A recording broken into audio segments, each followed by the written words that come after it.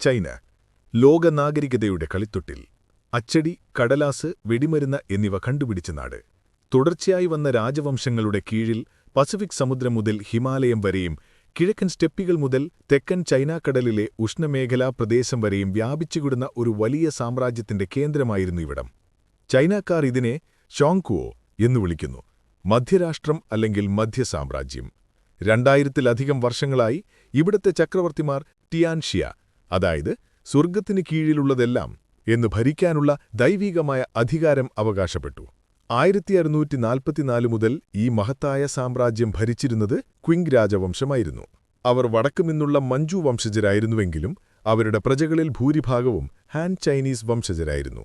19-ാം നൂറ്റാണ്ടോടെ സാമ്രാജ്യം 14.5 ദശലക്ഷം ചതുരശ്ര കിലോമീറ്ററിലധികം വ്യാപിച്ചു. നിരവധി ചെറിയ അയൽരാജ്യങ്ങളിൽ നിന്ന് അവർ കപ്പം കൈപ്പറ്റിയിരുന്നു. ഈ അതിർത്തികൾക്കുള്ളിൽ ഏകദേശം 45 കോടി ജനങ്ങൾ ജീവിച്ചിരുന്നു.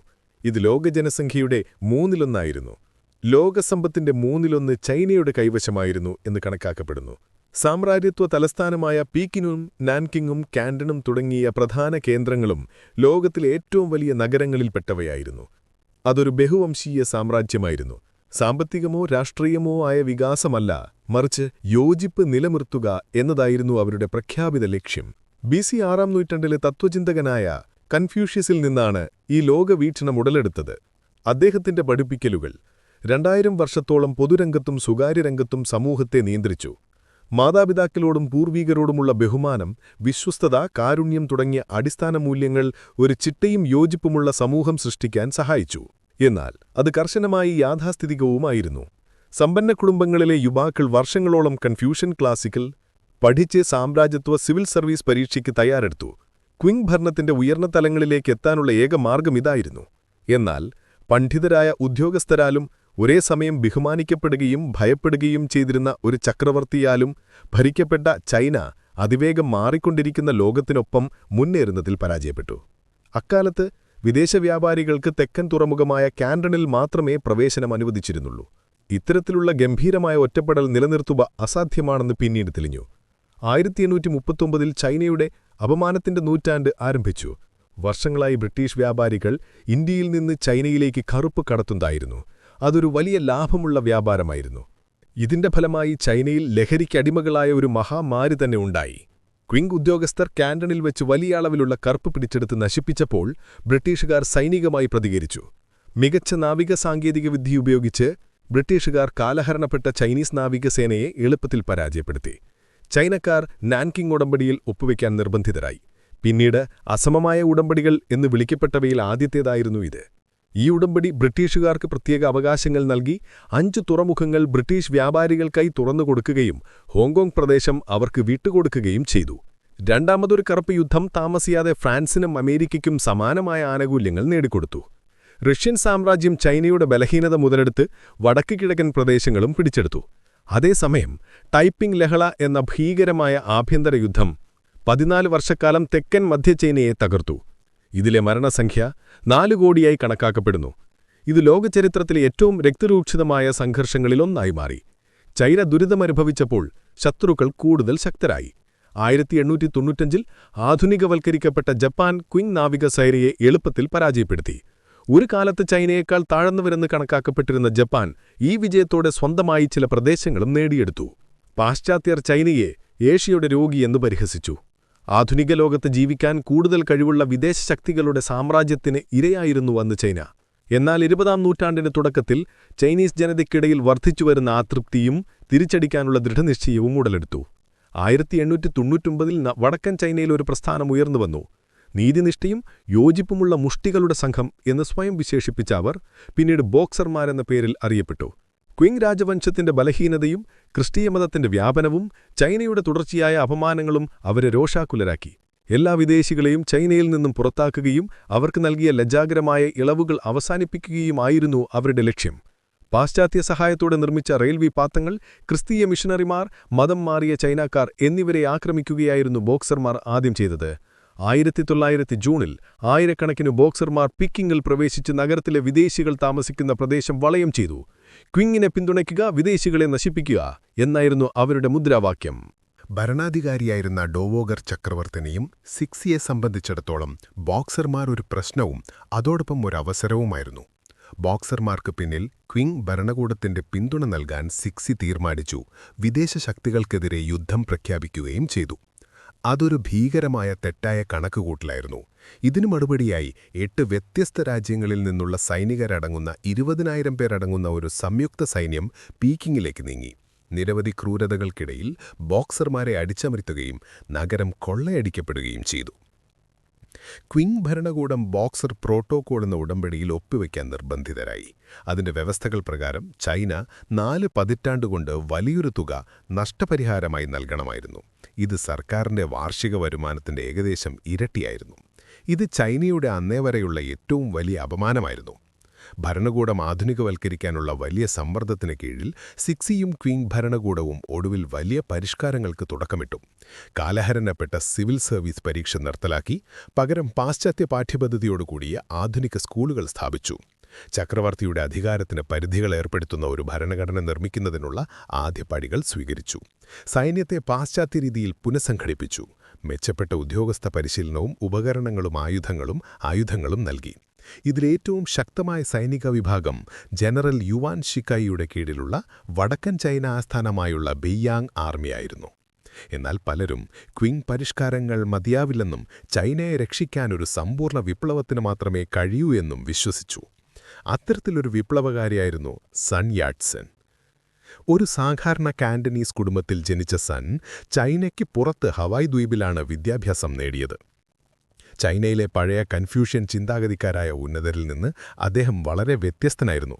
ക്രിസ്തുമതം സ്വീകരിച്ച സൺ ഇംഗ്ലീഷ് നന്നായി സംസാരിക്കുമായിരുന്നു, എന്നാൽ ക്ലാസിക്കൽ ചൈനീസ് ഭാഷയിൽ പ്രാവീണ്യം കുറവായിരുന്നു.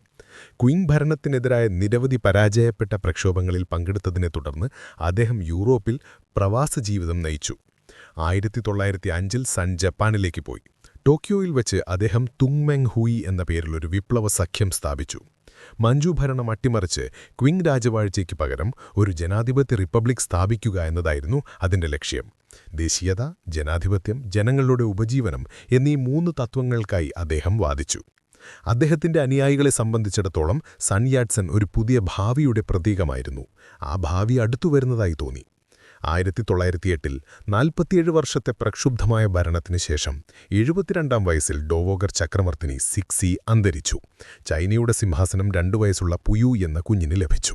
പ്രതിസന്ധികളുടെയും വർദ്ധിച്ചുവരുന്ന പെതിറപ്പിന്റെയും കാലഘട്ടത്തിൽ ക്വിങ് രാജവംശം അങ്ങേയറ്റം ദുർബലമായിരുന്നു.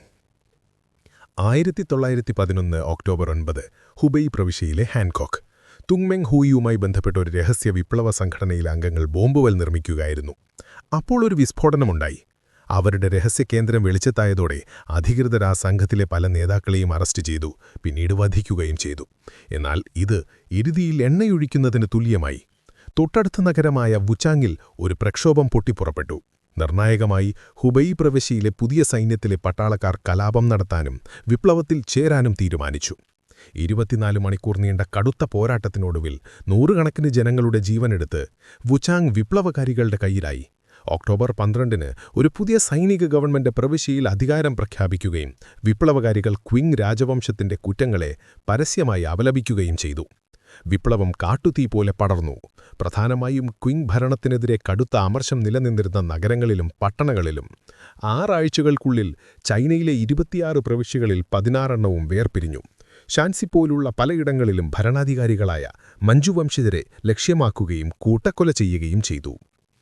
പീക്കിങ്ങിലെ ക്വിങ് കൊട്ടാരത്തിൽ പ്രഭ്രാന്തി പടർന്നു. ബിയാങ് ആർമിയിലെ ജനറൽ യുവാൻ ഷിക്കായിയെ വിപ്ലവകാരികളെ അടിച്ചമർത്താൻ വിളിച്ചുവരുത്തി. താമസിയാതെ ചൈന വടക്ക് യുവാൻ ഷിക്കായിയുടെ സൈന്യവും തെക്ക് വിപന്നന്മാരും തമ്മിലുള്ള തുറന്ന ആഭ്യന്തര യുദ്ധത്തിന്റെ അവസ്ഥയിലായി.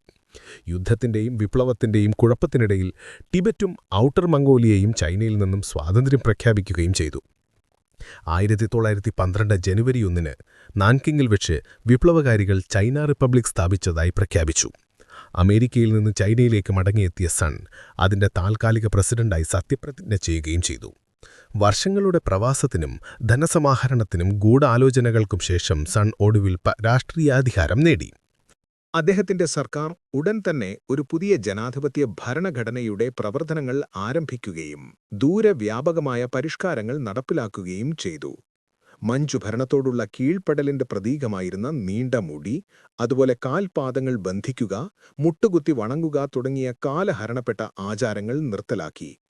പുതിയ ബഹുവംശീയ ചൈനീസ് റിപ്പബ്ലിക്കിൽ എല്ലാവരും തുല്യരായിരിക്കും. അതിന്റെ പതാകയ്ക്ക് 5 നിറങ്ങളുണ്ടായിരിക്കും. ഒരു യൂണിയനിൽ 5 വംശങ്ങൾ എന്നതിനെ പ്രതിനിധീകരിച്ച് ഹാൻ, മഞ്ചു, മംഗോൾ, മുസ്ലിം, ടിബറ്റൻ. എന്നാൽ തൽക്കാലം റിപ്പബ്ലിക് ചൈനയുടെ തെക്കൻ പകുതിയിൽ മാത്രമായിരുന്നു. വിപ്ലവത്തിന്റെ വിജയം അനിശ്ചിതത്വത്തിലായിരുന്നു. അതിനാൽ ചൈനയെ ഒന്നിപ്പിക്കാനും റിപ്പബ്ലിക്കിന്റെ ഭാവി സുരക്ഷിതമാക്കാനും സൺ യാത് സെൻ ജനറൽ യുവാൻ ഷിക്കായിക്ക് ഒരു അപ്രതീക്ഷിത വാഗ്ദാനം നൽകി. ട്വിങ് രാജകുടുംബത്തെ സ്ഥാനത്യാഗം ചെയ്യാൻ പ്രേരിപ്പിക്കാൻ കഴിഞ്ഞാൽ അദ്ദേഹത്തിന്റെ പ്രസിഡന്റാകാം. യുവാൻ അത് സ്വീകരിക്കുകയും സിംഹാസനം ഉപേക്ഷിച്ചാൽ മാത്രമേ അവരുടെ ജീവനും സുഖസൗകര്യങ്ങളും ഉറപ്പാക്കാൻ കഴിയുമെന്ന് രാജകുടുംബത്തെ അറിയിക്കുകയും ചെയ്തു. 1912 ഫെബ്രുവരി 12-ന് 6 വയസ്സുകാരനായ പുയി ചക്രവർത്തി സ്ഥാനമൊഴിഞ്ഞു. എങ്കിലും തൽക്കാലം അദ്ദേഹവും കൊട്ടാരത്തിലെ ആളുകളും പീക്കിങ്ങിലെ വിലക്കപ്പെട്ട നഗരം എന്നറിയപ്പെടുന്ന കൊട്ടാര സമുച്ചയത്തിൽ തുടർന്നു. ചൈനയിലെ 2000 വർഷത്തിലധികം നീണ്ട സാമ്രാജ്യത്വ ഭരണം അവസാനിച്ചു. പകരം ഏഷ്യയിലെ ഒരേയൊരു പ്രധാന റിപ്പബ്ലിക് നിലവിൽ വന്നു. 3 ദിവസത്തിനു ശേഷം ജനറൽ യുവാൻ ഷിക്കായി ചൈന റിപ്പബ്ലിക്കിന്റെ താൽക്കാലിക പ്രസിഡന്റായി. എന്നാൽ താമസിയാതെ വിപ്ലവകാരികൾ പുതിയ പ്രസിഡന്റുമായി ഭിന്നിച്ചു. അദ്ദേഹത്തിന്റെ വ്യക്തിപരമായ അധികാരമോഹം വ്യക്തമായിരുന്നു.